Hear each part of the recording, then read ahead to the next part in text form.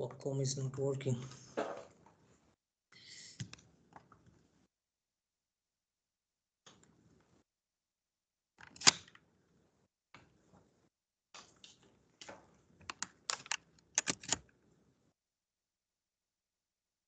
Okay, the Wacom is not working. Anyway, let me continue. So we are talking about operator overloading, and we would like to take the example of this complex class.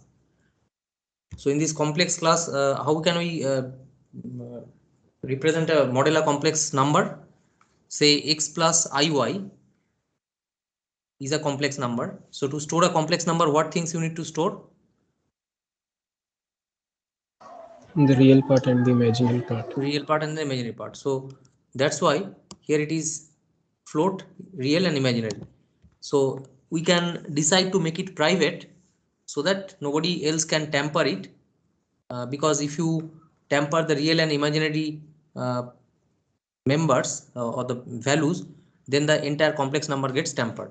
But if you can retain that imaginary and real values, so then the rest of the operations that can be done, the amplitude, the modulus and all this can be calculated accordingly.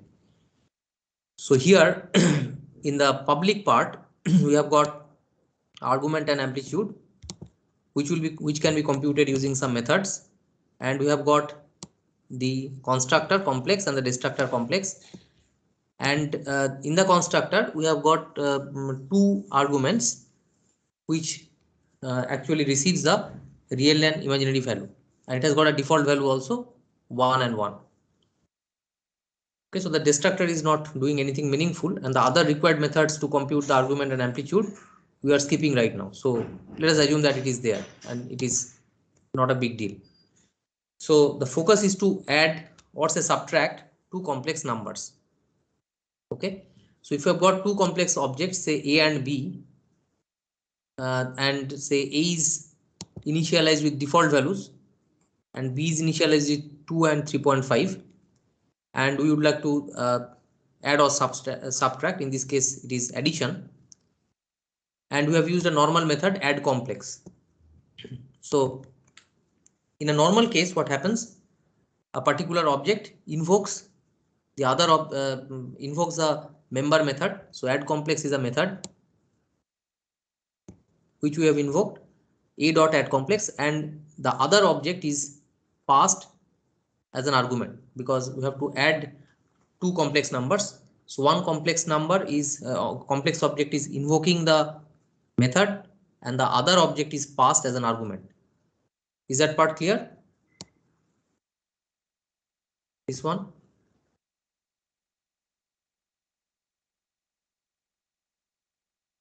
Hello? Yes, sir.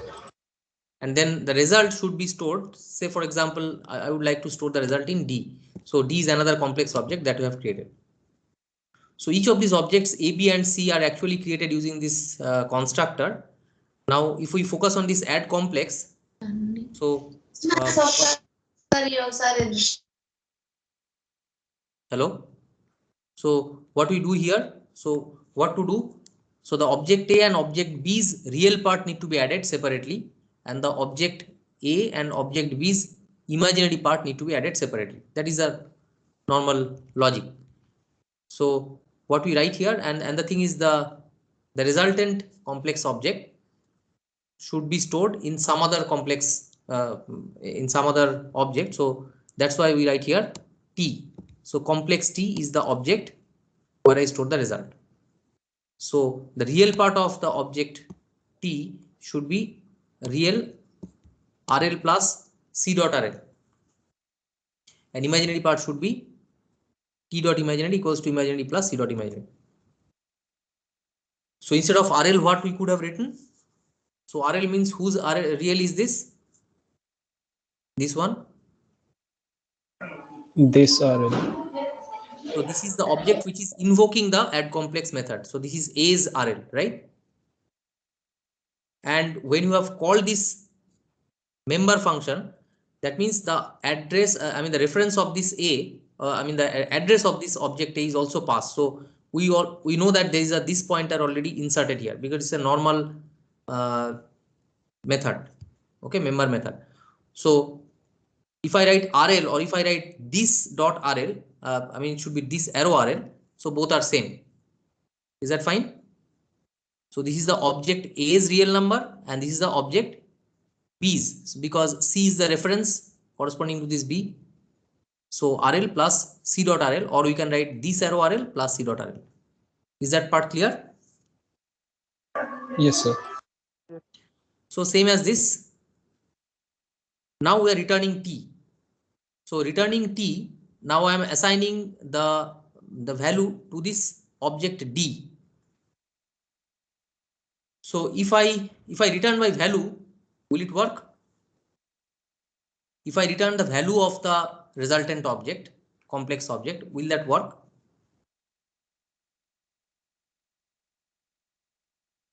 Yes, sir. So if I skip this, so if I return the value, so there is no need to write this ampersand, right?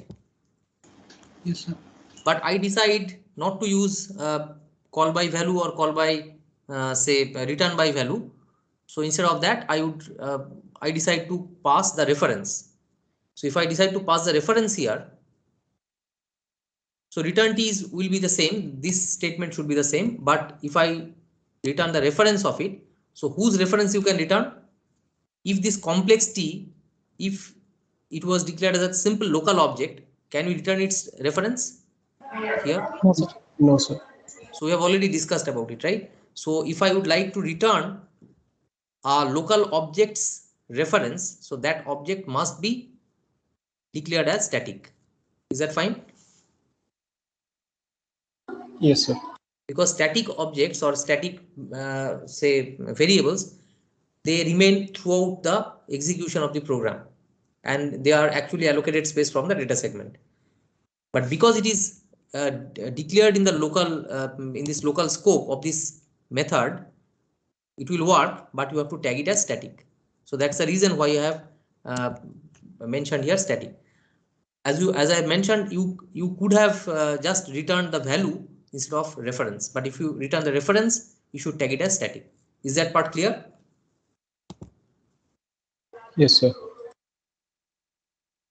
So here when I think of passing B, so what I am passing here, I could have passed the value of B, but instead of that I have passed the reference of B in this form. So reference of B is passed, so that's why I have created C as a reference of complex object. Okay, and I have tagged this as constant. So does it mimic the call by value?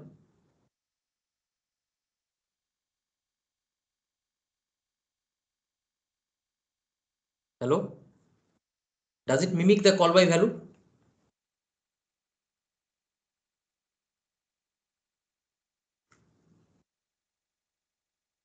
Are you getting me? So if I have passed B as value, then I could have written only complex C, that's all. In that case, what would have happened? So whatever I passed here, I know that this object cannot, so this original B cannot be changed. So to ensure it, I have passed actually the reference, but I have made it at it's a reference to a constant object, so that within this method there is no way you can modify the B even accidentally. Is that part clear? Yes, sir. But I could have made things simple. I could have passed value while passing B and I could have returned value of the resultant object. But as I mentioned, we will not use call by value or call by address until unless it is essential or there is no other option. So this way this method will work. So it will actually add two complex numbers and the resultant value will be stored in the object D. Okay. So let us see. So in case of subtraction, what do we do? The same thing. I would just like to use the subtract operator and it will work. So these are the comments. Instead of call by value, we use call by constant, temporary object, construction or destruction. So if I have just use the call by value, then what happens? So this temporary object, there should be an additional overhead of creating that temporary object. here also and here also when it is returned. Are you getting the point? Yes, sir. Because that object will occupy some space. So the creation of that object in the stack, copying the say bitwise copying the contents of it, so that would have taken some overhead. So it will be much faster also. I mean, if you just pass on the reference or create a reference of it.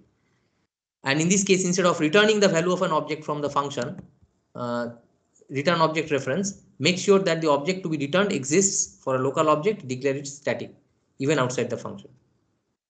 Okay, so this part is we have already explained this. So now we would like to do the same, we would like to have the same effect but in a more readable form. So instead of calling add complex, I would like to write say a plus b, and for subtraction a minus b. So let's see what happens. So if I so my objective is to write complex d equals a minus b. That means I would like to overload the subtraction operator, which is a binary operator, for this for subtracting such complex objects. So can you tell me what will be the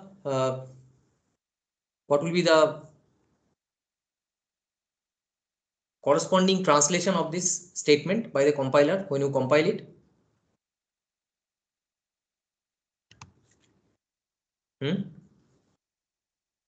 So when you compile it, what do you expect?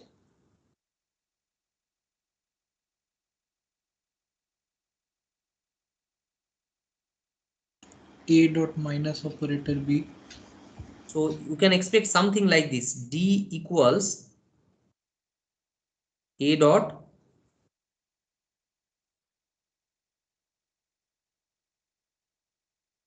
is that fine? Sir, minus operator. Oh, sorry. So everybody got it? Yes, sir. So this gets translated to this. Now can you tell me, if it gets translated, if you believe that it will happen, then what it expects? So a dot this, that means what do you expect? What the compiler expects from you? So this part will be done by the compiler.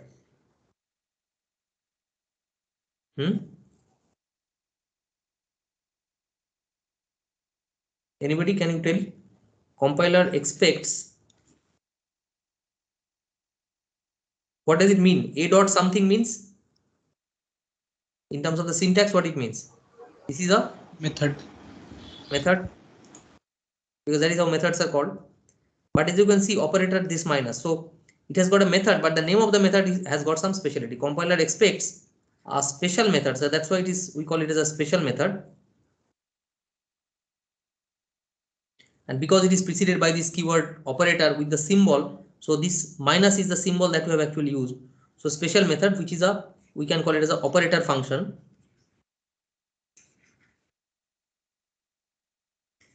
to be written by the programmer. So if you would like to have this supported by the compiler, this kind of execution, the compiler will actually translate it to this. That means it will expect that in that class definition you have included a method named operator minus. How many arguments it will accept? How many arguments? One. That one argument, explicit one argument, but there is obviously another implicit argument. What is that? This pointer. Because as like normal methods, non-static methods, this pointer is already there, so we are ignoring it for the time being. It will be done by the compiler, but you yourself has to write a method which is having this b. Okay, so it will accept one. So what I should write? Say this is class complex.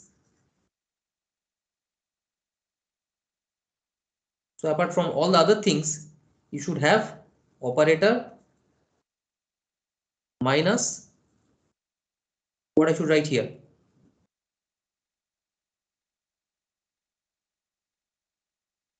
Tell me quickly. Const complex ampersand b. Because you see, so I am passing b, so again my choice is whether I am passing, so you have to, so this way, so what you can pass, so the compiler says that this syntax should be supported. Now if I write this, that means I can write here complex say C. Okay, so this I can write as if I am passing the value of B. So this is possible. But as I mentioned, that to avoid the creation of a temporary object like C, local object C, the overhead of creation and all this is there. To avoid that, I could have passed the reference of that. Okay, and to make sure that if I have passed the value, so that would have not changed the contents of B, the state of B, you cannot change it from this. So to ensure the say that the state of B cannot be changed through this member method, I tag it as const. Is that part clear?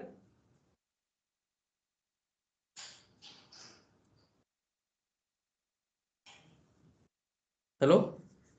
Yes, sir. So either this or this, but I do not prefer this one because of all those hassles. And in case of returning also, as you can see, so you are just supposed to return the object probably that has been formed through this subtraction, and that object nothing is detailed here. So if you want, you can just return the value of that object, but again of that unnecessary creation of the temporary object, I would like to return the reference of it. So again the same thing, I will write complex, then maybe T, and then so that it can be returned, the reference can be returned, I tag it as static, and then the same thing. So this T is the new resultant object, so T dot real and T dot imaginary. So this is the original object, I mean the object which invoked the A, that can be written as this arrow real plus this B is real part, that is actually referred by C now, so C dot real, and this is, you can just write, instead of explicitly mentioning this, you can just write imaginary, that also would have worked, C dot imaginary, and then return T. So in terms of the code internally, is there any change compared to that add subtract? Is the body of the method, is there any change there, or the No, sir. prototype? It is exactly the same. So you probably could have copied the same thing here. Okay, but the only thing is, so where lies the point to be noted? The point is here. So you have to, the name of the method should be operator minus, and once you have that, you can just give a more readable call like this. Is that part okay? Is there any question?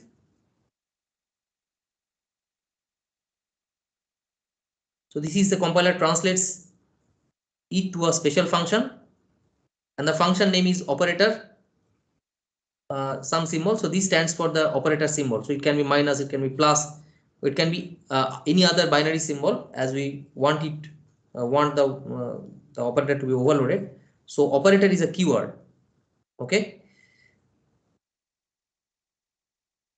So instead of, so I can just, so to do it, you can just copy this part and then remove this sub complex by that operator minus.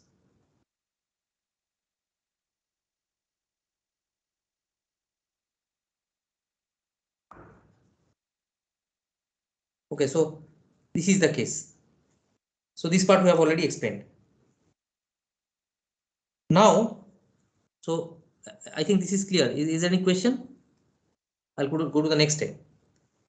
Any question till this point? No, sir. Okay, so this is one case. Say I call it as case one. What are the other possible ways I could have subtracted? I could have performed subtraction. Say if I would like to write complex D equals A minus 3.5. What is the meaning of it? What is the implication of this?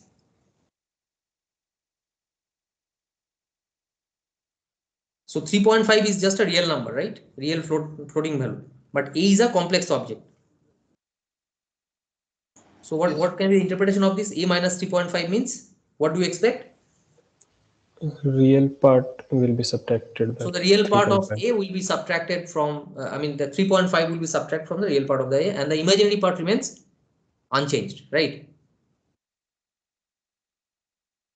Okay. And what can be the other possibility? Other possibility is like we write complex D 3.5 minus A. What can be the interpretation of this?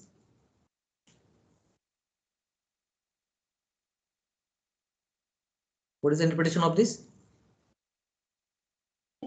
Real part of A is subtracted from Yeah, so 3.5. the real part, again, you basically modify the real part.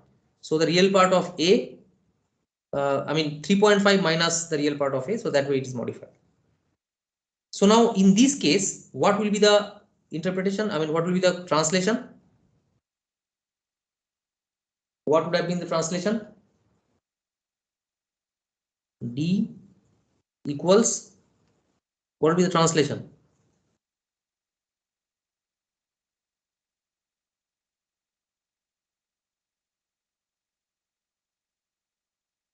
Tell me quickly for this one. A dot operator minus 3.5.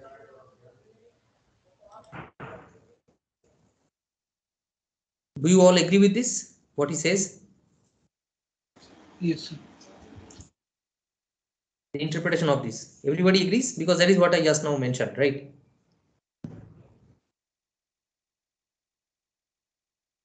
So if you would like to implement this one, and what about this one?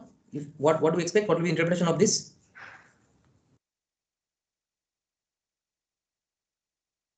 D equals to 3.5 dot operator minus, will be something like this. No, sir.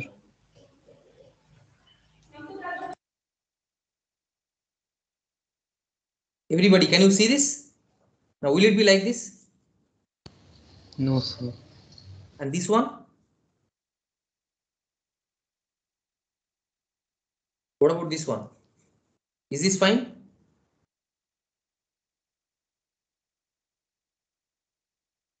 Hello?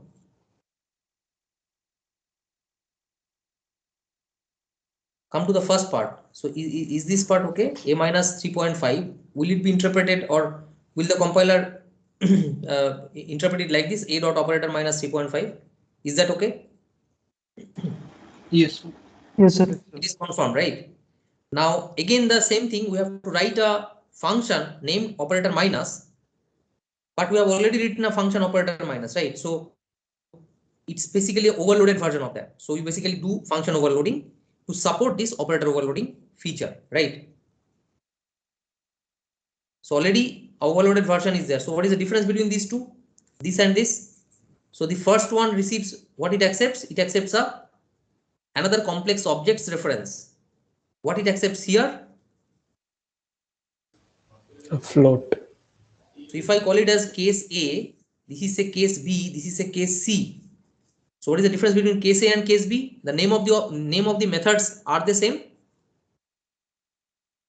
The name of Yes, the sir. methods are the name of the methods are the same. Fine. And then what you have? It is 3.5. So this one is accepting the reference of a complex object, the case A. The second case is just what it accepts. It accepts 3.5, 1.2, 9.5. What it accepts as an argument, input A argument, float. just a float value. That's all. What it returns, this also returns a reference of an object, resultant object. This also, both A and B returns the reference of a resultant object. So I think this part also you can implement, right? So you will have only the real part modified and there is no. So do that we can also do. So let us see how it works. So this is case 2, okay, or B, and this will be compiler translates it to a special function. This also it's obvious, and these are details. Can you see the details here? So instead of object we are passing the float value because it accepts in this particular syntax. It accepts just a floating point value or a variable's value. So it is just a float x, that's all. And then it returns the reference of the result, and that's why the static is already there. But we are just modifying the real part, and the imaginary part is just copied without any change. Is that okay?